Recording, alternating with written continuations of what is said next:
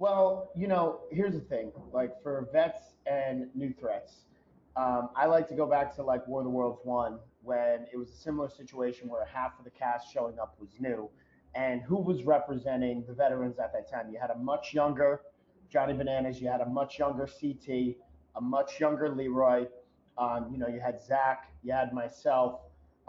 These were some heavy hitters on the men's side in order to make sure that they could compete, right? So when you had people like Theo come in, Turbo come in, Ashley Kane came in, and they were targeting the veterans. Yeah, they may have been able to send. Sorry, West was also part of that lineup on War of the Worlds one.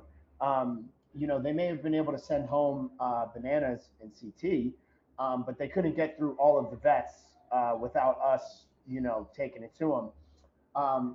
So I just felt like the veteran representation was a little bit lackluster on this one because it's almost like you're bringing in these new threats and you're stacking the cast with like really old people, and the future of the show depends on people buying into the future of the show. And I'm sorry, but these guys who are older, with the exception of Bananas, who's still coming in shape and focusing on his appearance and like making a good show, and he's still able to compete.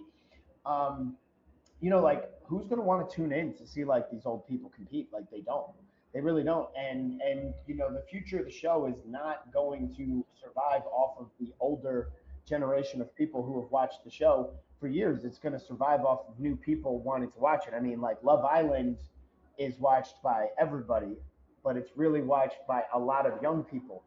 Same with Big Brother, same with Survivor. Like you have a small demographic of like the older people, but I kind of feel like we need to start getting rid of these older vets who aren't coming in shape. They're not coming in to entertain, and they're just overpaid, and they're eating up too much of the budget.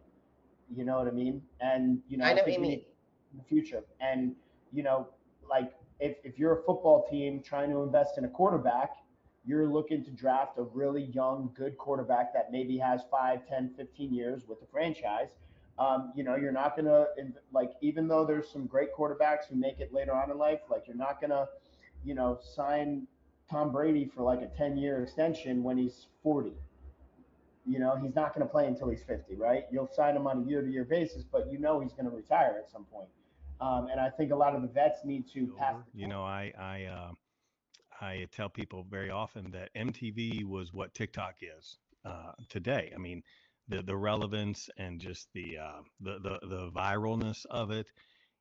People are scrolling on their phones now, but they used to scroll on their cable box, and they would always land on MTV, and they would stay there, and that was dictating what was hip in culture, with music, with fashion, and with everything. So I think it's an end of an era, but it's the beginning of a new era, and we should just embrace it and say, hey, MTV was great, but it's like our parents. They thought Elvis was great, and that was, there was an end of that era. Elvis would not be super cool today, and Oh yeah. MTV, the way we knew it, is not super cool today. So it's just evolving.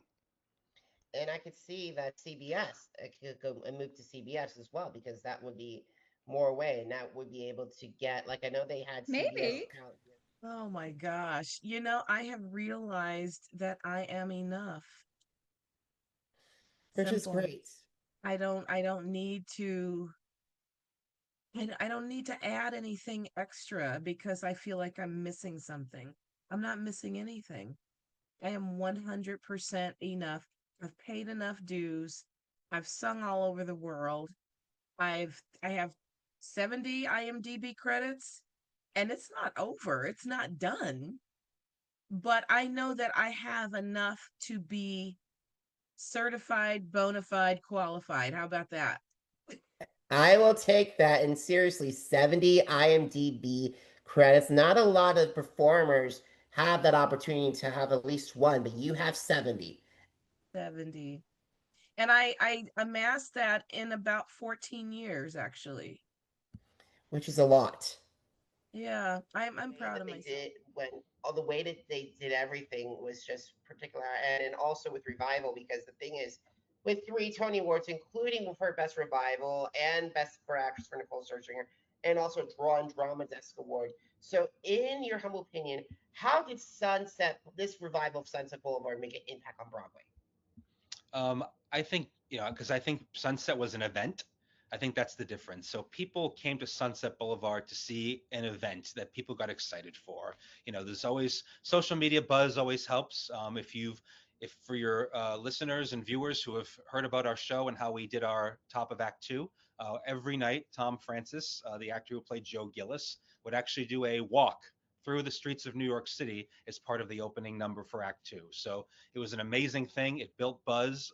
It took 65 people every night to pull off this 6 minute walk through New York City. So the St. James Theater is on West 44th Street, and Tom would walk down the street to what is called Schubert Alley. He would basically turn around and then walk back, and the whole thing was recorded live every night. And again, it became very buzzworthy. So it became an event that people got excited for. And people like seeing things that are different and things that are buzzy. And sometimes people just go to things because everyone else wants to see it. And in some ways that's what happened with Sunset, but it was still a fantastic production. But word of mouth and social media these days for theater are the two biggest things that drive ticket sales. And I'd even argue social media is bigger than that. So we had people every night taking videos of Tom doing his Sunset walk, and just got people excited to see the production. It was definitely more of an event, in my opinion, than a musical.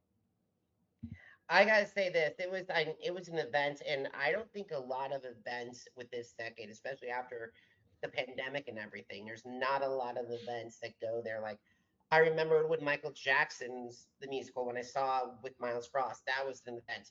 Sunset Boulevard's an event. There are only two events that on October 7th, 2023, we witnessed the deadliest attack against the Jewish people since the Holocaust. This has led to a shocking rise in anti Jewish hatred in person and online. What have been some of the strategies that you have used to have conversations to stop anti Semitism, anti Zionism on this track, Tristan? That's a very good question. I generally try to just explain the history of anti-Semitism itself because it's kind of the same playbook. The people that don't like us, it's kind of the same playbook. I mean, it manifests in different ways. Obviously, now we have social media and all these different sort of avenues of connectivity and information being spread. But I try to explain the history and try to explain that this is what has happened every single time. The only difference now being we have Israel. In the past we just didn't have a nation for a few thousand years. But yeah, I really just try to explain the history, explain the context, explain and just humanize us as people. I'm like, look, you're talking to me, a Jewish person. Do you think these things about me? Like, you know me. Like if it's someone that I've known before, and those are real conversations I've had, and I've also really tried to explain like, you understand that we are 15 million people out of 8 billion people in the world. Naturally, logically, that means we are less likely to be heard than whoever amount of people are speaking up, against us. So those are some, I guess, go-to sort of points I try to bring up.